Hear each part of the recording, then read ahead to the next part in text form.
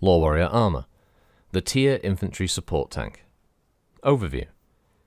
Since moving into the Inner Sphere, the Ghost Bears have focused a great deal of their efforts into normalizing relations with the dominant Rasalhagian population, whose worlds they now share.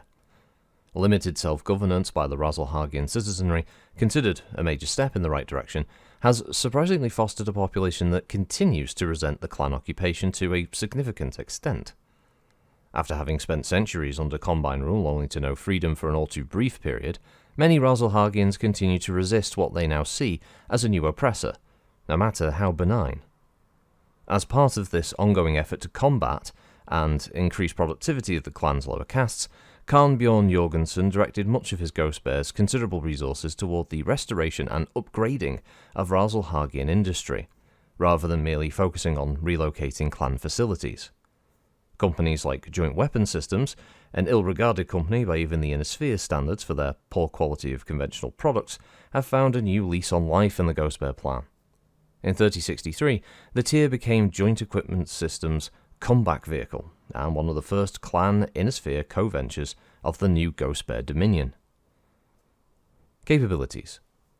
The tier is not simply an olive branch to the Rasalhagian spirit, but an effective military craft. Designed as a conventional infantry transport and support vehicle, the tier outperforms similar craft, including the Inner Sphere Goblin and even the new Hell's Horses Hephaestus. Lessons from a decade among spheroids and the ancient feud with the Hell's Horses clan have taught the Bears that infantry forces can prove a decisive factor in many battles, but only if the infantry can reach the field quickly and in relative safety. The tier assured that they would do both and still benefit from powerful support fire over extended range. With a top speed of over 150 kph, enough armor to withstand a direct hit from a Gauss rifle, and a cargo space for a full point of battle-armored infantry, the tier is swift and sturdy for its size. The use of clan-made weaponry, particularly the far-reaching ER large laser and two compact Streak 4 racks, all mounted in the turret, give this vehicle a powerful enough punch to keep hostile armor, infantry, and even battlemechs at bay long enough to deploy the tier's vital cargo to the field. Deployment. The majority of the tiers so far produced have been assigned to the Claws of the Ghost Galaxy, where they're seeing extensive use in their intended roles of infantry transport and support. The rest have been assigned to PGCs. A tier has recently been seen in use by the 2nd Cavalry Infantry, with whom the Comguards gifted a level 1 of Purifier battle armor in 65 as part of Comstar's continuing efforts to appease the Rasalhagian population and the military in the Republic, a move ironically similar to Ghost Bear's designs. Whether this vehicle was taken in a raid or not has yet to be determined. So the tier is a 45-ton hover vehicle. Again, its power plant is a Type 170 Fusion, its cruise speed is 97 kph, and its flank speed is 151 kph. Its armor is the Forging MHC-07. Its armament is a single Type 22G extended range large laser and two Pattern J4 Streak SRM-4 launchers. Manufactured by Joint Equipment Systems, or JES, its communication systems is the Nell? I can't quite see with the print. Possibly Nell 500. Its targeting and tracking system is the RCA EconoTrack, so that's what you want, economy fucking equipment in your military vehicle, but then lowest bidder, right? Stat-wise, this is a vehicle that has a cruise of 9 and flank of 14, pretty respectable for its weight. It has 21 armor all around, bar the turret, which has 20, not bad. The ER large laser is located in the front of the turret, which you can see with that gigantic lens, and the two Streak 4s are either side of it. It has 50 rounds of ammunition, and obviously the remaining space is cargo. As you can see, it's a fairly big vehicle, especially the fact that it can stack a whole point of elementals in the back of it. So, yeah, it's not a small infantry support vehicle by any standards. It's very large.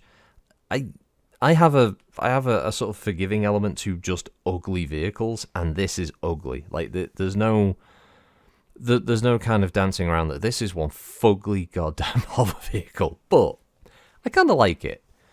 I like the background to it as well. I like this idea of Ghost Bears trying to do something where they can basically involve the Inner Sphere companies and trying to work together and create something that feels like it's inspired and created by the people of Rasalhag, and they name it after obviously a god and all that kind of thing. So they're trying, you know, they're doing this outreach kind of thing to try and get people to me. I don't know why people in any like real life situation be like, oh well, you know, they occupied the country by force and you know they now rule over it. But it's okay. They worked with like a company to build a hover tank, so I like them now. It just doesn't. It just makes sense, really, does it? It's just like it occupied France. It's okay, everyone. It's okay. The German occupiers are allowing us to work with them on a tank. Vive la France, right? Yeah, come on, everybody. Yeah, we're all right now. The Nazis are fine. Yeah, it's that kind of like mindset. Apparently, like I do like the idea that part of the Ghost Bears plan is literally to just go, what if we just let them help make a hover vehicle? They'll really like that, won't they? Yeah. Well, you don't look so confident there. No, don't think it's a good idea. No, don't think. Well, you're out the clan. Get out of here. I'm not here for this. We're only positive in this meeting room. No toxic elements here. Everything's positive. Everything we say is great. All just patting each other on the back in a big circle.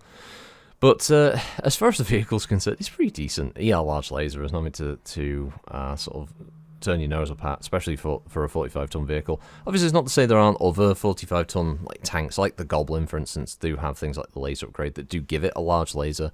It's just with the ability to reach out and touch targets a little bit further away. And tanks not having to suffer from any heat penalties.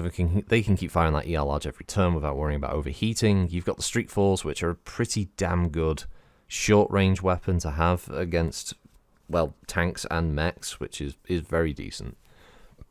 Obviously, the one downside is that you don't have those mounted in a different place, so you can't split your fire, because the turret can only really shoot in the direction that the turret will be looking, so you can't. At least I think that's how it works. Anyway, someone will correct me, and someone will give me that in the comments below, I'm sure. As far as I know, you can't sort of drive forward toward a target and there's one on your left and go, oh, I fire the large at the target head and have the turret turn and then fire the streaks. I don't think it works like that. I think it has to be within a cone of fire, essentially, because you have your arcs. I think for turret-mounted weapons, if you want to fire at different targets in that front arc, you can. So you could have the Streak Force fire at something front left and the large something further directly ahead, but you couldn't fire the large ahead of you and then fire to your immediate left or rear, or that kind of thing. So yeah, anyway, rambling again. Decent vehicle, don't mind it. Very ugly. I love the little windows at the front. It's great. It's also one of the few that actually looks like it's got a hover skirt on it, which very few do that. A lot of them go for the kind of like Star Wars type repulsive craft type look. This one actually has a skirt, which is pretty cool. There are a few other Battletech ones that have skirts, but this one is in the more, like in the later sort of TRO stuff, when Faster was still producing them. Yeah, they bothered to do that, so that's a nice touch. But yeah, that's the Tier Infantry Support Vehicle, or the TIST. So obviously I'll catch you on the next one. So my voice sounds a bit off. I'm ill at the moment recording these, batch recording them. So yeah, apologies for that if it sometimes sounds a bit lower or whatever. But yeah, I'll let you go now. Bye bye. Thanks for listening as always. Bye bye.